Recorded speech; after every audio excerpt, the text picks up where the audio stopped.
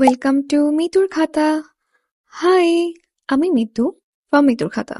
I think already তোমরা আমার thumbnail দেখে বুঝতেই পেরেছো আজকে আমি কি বানাতে যাচ্ছি।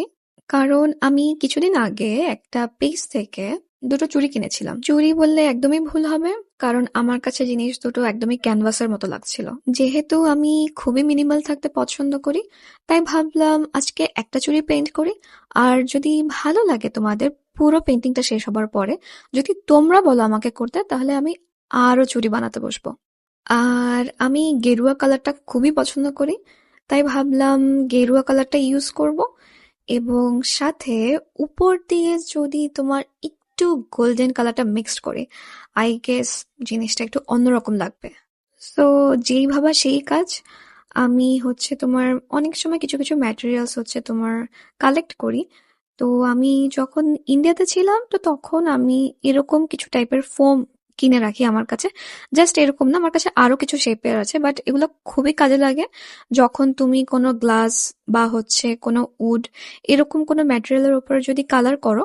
তো তখন তোমার এই ফোমগুলো ইউজ করলে তোমার ড্রয়িংটা বা হচ্ছে তোমার যে কালার টেক্সচারটা, সেটা খুব ভালো মতো বসবে। এবং তোমরা কিনেও কিন্তু ট্রাই করতে পারো। আর দেখো, এইদিকে আমার বেস কালারটাও ডান।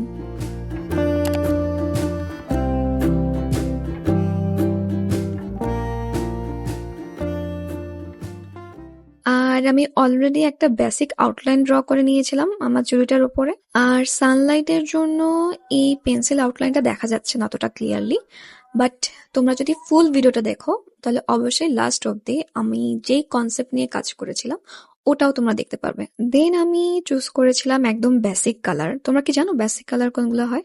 বেসিক কালার বলতে আমরা প্রাইমারি কালারগুলোও বলতে পারি, like red, yellow and blue.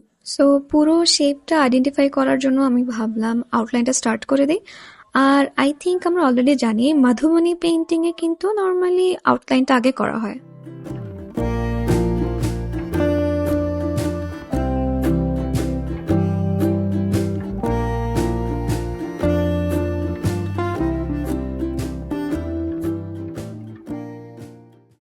কিন্তু আমি তো থাকি অলওয়েজ কনফিউশনে, কোনটা আগে করব কোনটা পরে করব।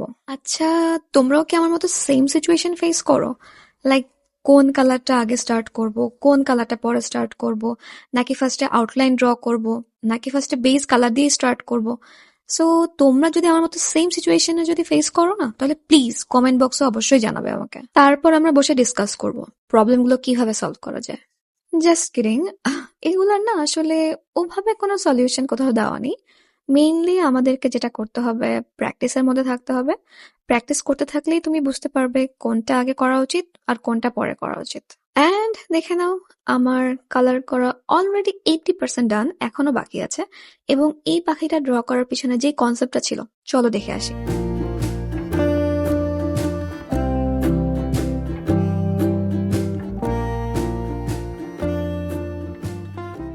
তোমরা বুঝতে পেরেছো তো আমি কি ভাবি আর কি করি?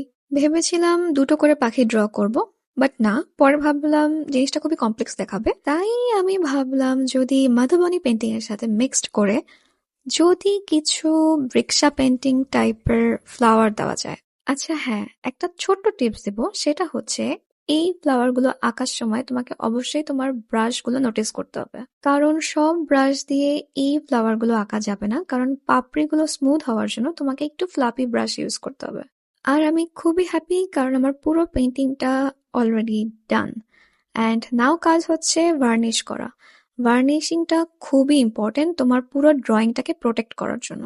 আর যদি একটু গ্লসি ভার্নিশ ইউজ করো তাহলে তো কথাই নেই, তোমার পুরো ড্রয়িংটা দেখতে খুবই শাইনি লাগবে। একটা সত্যি কথা বলবো, আমার না এই ড্রয়িংটা করার পরে খুবই ভালো লাগছে, কারণ আমি খুবই স্যাটিসফাইড। আমি যেটা ভেবেছিলাম আউটপুটটা সেভাবে এসছে। আর হ্যাঁ, একটা ইম্পর্ট্যান্ট কথা, সেটা হচ্ছে তোমরা যদি তোমাদের ফ্যামিলির কাউকে বা তোমার প্রিয়জনকে যদি কিছু সুন্দর উপহার দিতে চাও, তাহলে আমি সাজেস্ট করতে পারি তোমরা আমার এই বেঙ্গলি লুডোটা সবাইকে গিফট করতে পারো। অ্যান্ড বলো, তোমাদের আজকের এই ভিডিওটা কেমন লাগলো?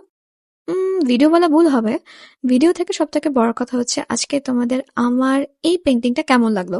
যদি ভালো লেগে থাকে তাহলে অবশ্যই কমেন্ট বক্সে জানাবে, এবং ভালো যদি নাও লাগে তাও জানাবে। আর যারা আমার ভিডিও আরো দেখতে চাও তারা অবশ্যই আমার এই ভিডিওটাকে লাইক করবে, শেয়ার করবে এবং আমার চ্যানেলটাকে অবশ্যই সাবস্ক্রাইব করবে।